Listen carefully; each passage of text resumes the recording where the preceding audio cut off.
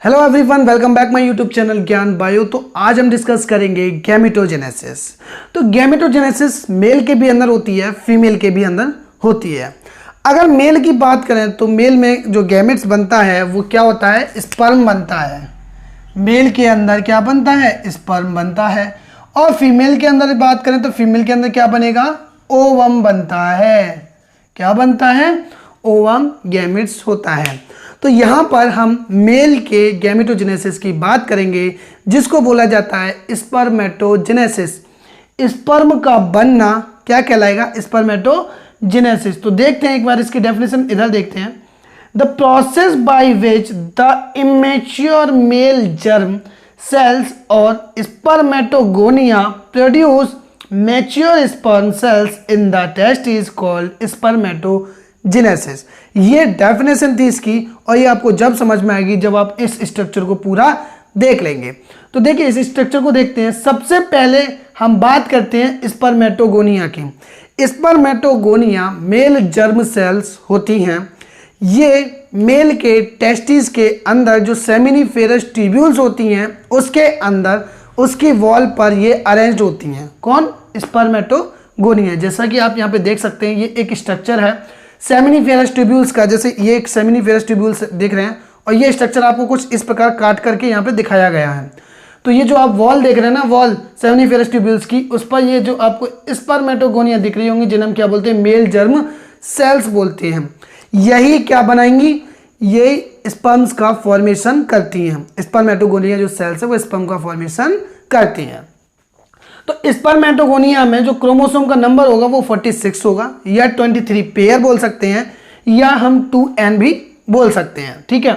तो ये स्पर्मेटोगोनिया है, ये आपको एक स्पर्मेटोगोनिया दिख रही होगी। ये क्या करती है, माइटोसिस करती है। क्या करती है, ये माइटोसिस करती है। 1 से 2 बनाएगी और 2 से 4 सेल्स बनाएगी, 4 से 8, 8 से 10, ऐसे करोड़ों सेल्स, लाखों सेल्स हमारे अंदर बनती हैं। तो ये स्पर्मेटोगोनिया प्राइमरी स्पर्मेटोसाइट्स में चेंज होती है।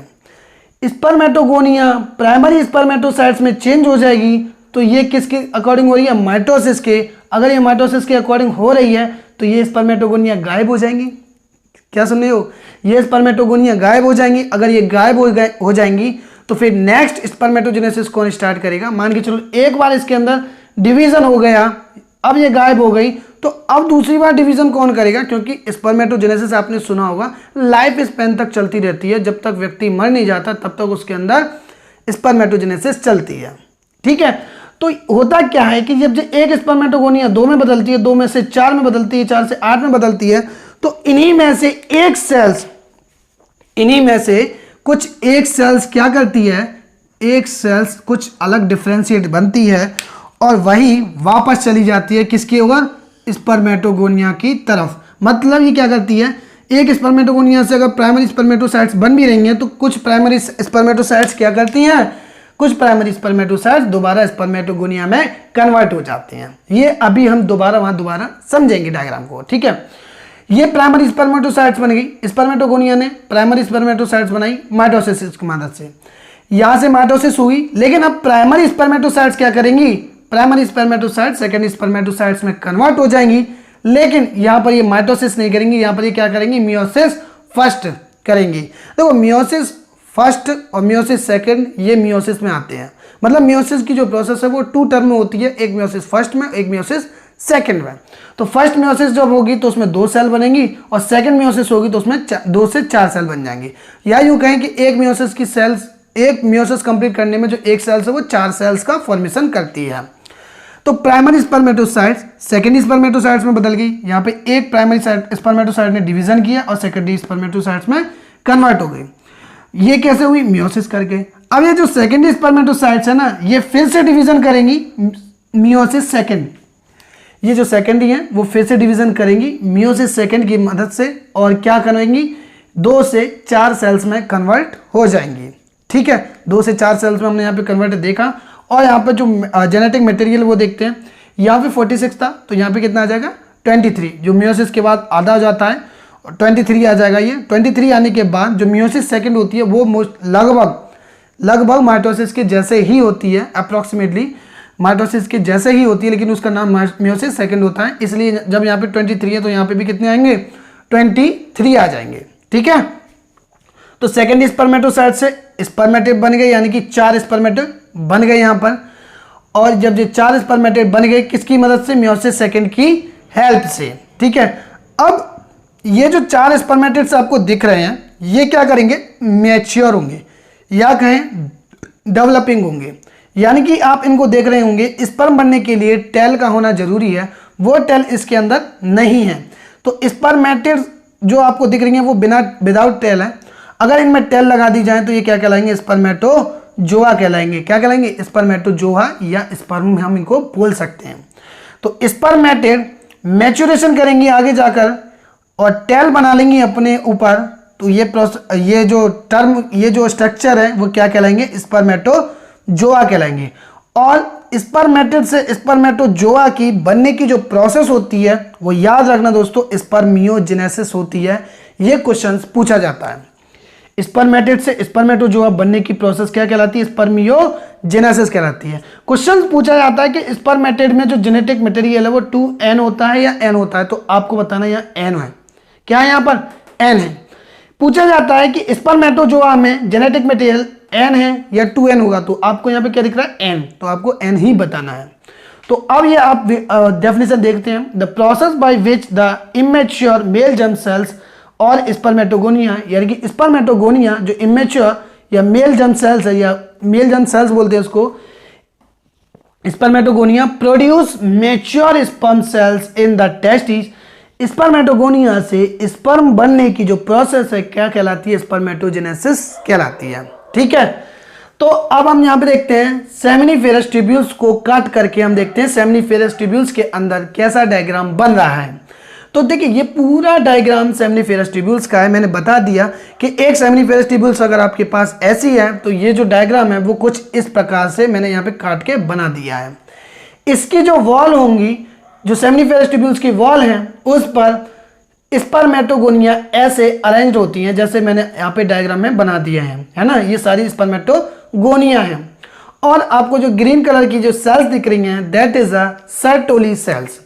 भाई एक बात बताइए कि अगर आप स्पर्म बना तो रहे हैं लेकिन इनको खाना देने के लिए भी तो कोई होना चाहिए, तो वही खाना देने के लिए कौन मौजूद होती हैं? सर्टोली सेल्स मौजूद होती हैं। क्या करती हैं? ये नरिश देती हैं, नरिशमेंट देती हैं किसको? स्पर्म्स को। ठीक है, तो दोबारा से हम एक और चीज इस पे कंफर्म करते हैं कि स्पर्मेटोगोनिया ये सेल्स थी, इसने डिवीजन किया, प्राइमरी स्पर्मेटोसाइट्स बन गई। ये सारी प्राइमरी स्पर्मेटोसाइट्स हैं, माइटोसिस हुआ इस जगह पे। प्राइमरी स्पर्मेटोसाइट्स में जो एक सेल्स थी वो दोबारा से किस में कन्वर्ट हो गई है? स्पर्मेटोगोनिया में कन्वर्ट हो रही है, ताकि दोबारा से स्पर्मेटोजेनेसिस स्टार्ट किया जा सके। वरना स्पर्मेटोजेनेसिस को नुकसान हो जाएगा अगर ये सेल्स क्या हो गई? खराब हो जाती हैं तो इसीलिए ये प्राइमरी स्पर्मेटोसेल्स क्या चली जाती हैं? दोबारा स्पर्मेटोगोनिया में कन्वर्ट हो जाती हैं। फिर हम देखते हैं जो प्राइमरी स्पर्मेटोसाइट्स है वो सेकेंडरी स्पर्मेटोसाइट्स में कन्वर्ट हो जाएंगी। सेकेंडरी से फिर स्पर्मेटेड बनेंगे, स्पर्मेटेड से फिर स्पर्मेटोजोआ यहाँ पर बन जाएंगे। स्पर्मेटेड से स्पर्मेटोजोआ की बनने की जो प्रोसेस है दैट इज स्पर्मियोजेनेसिस। मैं आपको बता चुका हूँ। क्या बता चुका हूँ? स्पर्मियोजेनेसिस। जेनेसिस का मतलब ही यही होता है कि फॉर्मेशन, और स्पर्म मतलब स्पर्म, तो स्पर्म का फॉर्मेशन दैट इज स्पर्मियोजेनेसिस आपको याद रखना है। ठीक है, तो यहां पर अगर ये स्पर्मेटोजोआ बन गए या स्पर्म बन गए तो अब ये क्या करेंगे? अब ये जाएंगे सर्टोली सेल्स के पास, और सर्टोली सेल्स के पास चले गए तो ये क्या करेंगे? इससे नरिशमेंट लेते रहेंगे, फूड लेते रहेंगे, एनर्जी लेते रहेंगे। और जैसे ही इनका बुलावा आता है कि भाई चलो आपका कार्य आने वाला है, आपको बुलाया जा रहा है, आपकी मदद चाहिए, तो ये क्या करते हैं? ये जो सेल्स दिख रही हैं स्पर्म्स वाली जो सेल्स वो इसके सर्टोली सेल्स के अंदर फंसी हुई हैं। फंसी हुई सेल्स क्या करेंगी? बाहर निकलेंगी, और बाहर निकल कर सेमिनिफेरस ट्यूब्यूल से बाहर चली जाएंगी। मैंने यहाँ पे एक ल्यूमेन बना के दिखा दिया है कि यहाँ से सारे स्पर्म्स किस में आ गए? सेमिनिफेरस के ल्यूमेन में आ गए। यहाँ से स्पर्म को सर्टोली सेल से इसमें ल्यूमेन में लाने की जो प्रोसेस है दैट इज अ स्पर्मिएशन। यह कहें कि सेमिनिफेरस ट्यूब्यूल से स्पर्म को बाहर निकालना है सर्टोली सेल से। पहले सर्टोली सेल से ही तो सर्टोली सेल से बाहर निकालेंगे, सेमिनिफेरस ट्यूब्यूल से भी बाहर निकालेंगे, that is a process is called spermiation. आपको ये प्रोसेस भी याद रखनी है, बहुत बार ये क्वेश्चन पूछा गया है मोस्ट, ठीक है, इंपॉर्टेंट क्वेश्चन है स्पर्मिएशन वाला। तो ये तो थी स्पर्मेटोजेनेसिस, लेकिन इस स्पर्मेटोजेनेसिस को कंट्रोल करने वाले कुछ हार्मोन्स हैं, वो भी यहाँ पर देखते हैं। होता क्या है, जैसा एट टाइम प्यूबरिटी किसी मेल में आती है 13 to 14 ईयर के आसपास, वो जब मेल होता है तो उसके अंदर हाइपोथैलेमस से एक GnRH रिलीज होता है, यानी कि गोनेडोट्रोफिन रिलीजिंग हार्मोन रिलीज होता है। वो जाता है किसके पास, पिट्यूटरी के पास जाता है। पिट्यूटरी के पास जाने के बाद पिट्यूटरी क्या करती है, दो हार्मोन सीक्रेट करती है जिसे हम LH और FSH बोलते हैं। LH और FSH का काम हम यहाँ पर देखते हैं। देखिए ये सेमनीफेरस ट्यूब्यूल्स है, इसके बाहर जो सेल्स मौजूद होती हैं सेमनीफेरस के ट्यूब्यूल्स के बाहर, उनको हम बोलते हैं लेडीज सेल्स।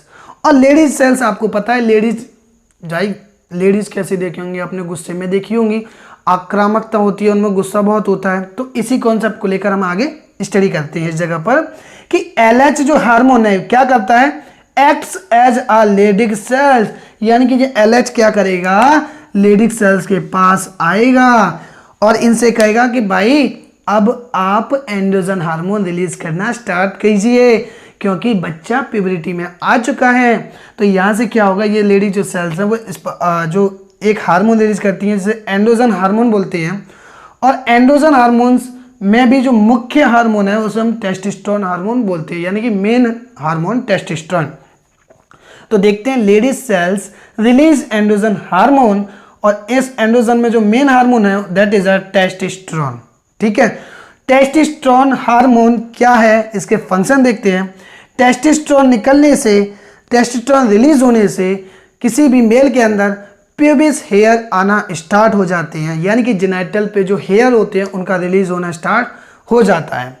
फिर एग्रेसिवनेस आने लग जाती है मेल के अंदर। आपने देखा होगा 13 से लेकर के 17 के बीच में जब बच्चा होता है तो उसमें गुस्सा बहुत होता है, उसका रीजन यही है टेस्टोस्टेरोन। ठीक है, प्यूबिस हेयर हो गया, एग्रेसिवनेस हो गई, और लो पिच जो मेल होता है उसमें लो पिच होना स्टार्ट हो जाता है, उसके अंदर लो पिच हो जाती है। जैसे अभी हमने देखा मेरी आवाज़ आप सुन रहे हैं that is a low pitch, एक फीमेल की आवाज़ होती है वो हाई पिच होती है। तो ये हमने यहाँ पर देख लिया। अब देखते हैं यहाँ पे FSH का फंक्शन क्या है। FSH क्या करता है, help in nourishment of sperm bye Sertoli cells, यानी कि ये जो स्पर्म्स हैं वो सर्टोली सेल से नरिशमेंट ले रहे हैं, तो उसमें पहले FSH उनको आदेश देता है कि आप इधर आइए, आपका खाना इधर है। FSH जाएगा स्पर्म्स के पास और स्पर्म से बोलेगा कि भाई आपको इस होटल में आना है, भाई आपको इस होटल में आना है, यानी कि खाने की व्यवस्था कौन कर रहा है, FSH हार्मोन करता है। और क्या काम करता है, हेल्प इन स्पर्मेटोजेनेसिस, यानी कि ये जो स्पर्मेटोजेनेसिस हो रही है इसमें हेल्प करता है कौन, FSH हार्मोन। ठीक है, तो ये वीडियो आपको पसंद आई है, अगर पसंद आ जाए तो भैया सब्सक्राइब जरूर कर लेना। ठीक है दोस्तों।